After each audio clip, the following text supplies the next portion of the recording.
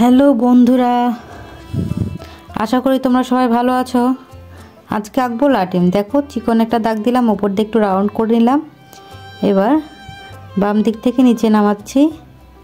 এই আমাদের লাটিমের এক সাইডটা হয়ে গেল। এবার একটু ভি আকৃতি দিয়ে মিলাই নিব এবং সরু দিকটা করে নিলাম, যেটা মাটিতে থাকে আর কি, ঘোরার সময় মাটির দিকে থাকে। এবার দাগ দিচ্ছি, সে দাগ অনুযায়ী আমরা কালার করব। তোমাদের ভালো না লাগলে দাগ না দিলেও সমস্যা নেই, তবে দাগ দেওয়ার জন্য দেখতে আরও ভালো লাগবে। প্রথমে আমি আকাশি কালার দিয়েছি, আকাশের উপরে নীল, তারপরে লাল কালার দিব, তারপরে সবুজ। পর্যায়ক্রমিকভাবে আমার যে কালারগুলো পছন্দ আমি সেই কালারগুলোই আস্তে আস্তে দেওয়ার চেষ্টা করছি। দেখো, বাম দিকে এদিকে ডিপ হলে ওই দিক সাইডটাই, ডান সাইডটায় অনেকটা হালকা।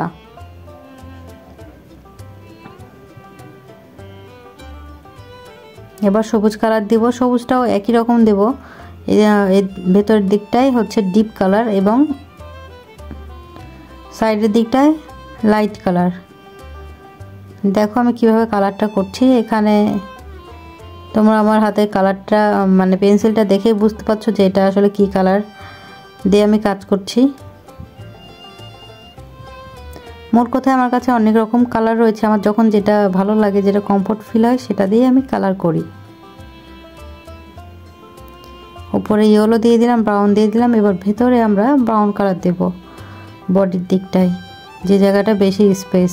হালকা করতে করতে মানে হালকা কালার দিব। প্রথমে হালকা থেকে আমরা ডিপে যাব, শুধু একটা কালার ইউজ করব না। দেখো কতটা হালকা করে আমরা এখানে কালার দিচ্ছি। এখানে আরও একটা কালার ইউজ করব। তোমাদের যদি আমার ড্রয়িংটা ভালো লেগে থাকে তাহলে তোমরা আমার চ্যানেলটি সাবস্ক্রাইব করো। আর দেখো এবার ইয়েলো দিচ্ছি, ডান সাইডটায় আমরা সম্পূর্ণটা ইয়েলো করে নিয়েছি, তারপর আবার ব্রাউন দিয়েছি। বা ব্রাউন দিলাম এবং কিছু জায়গা সাদা রাখলাম, কারণ সেই জায়গাগুলোতে আমরা হলুদ কালার, হলুদের যে শেডটা সেটা দেব। দেখো মোটামুটি আবার ব্রাউন কালার দিচ্ছি।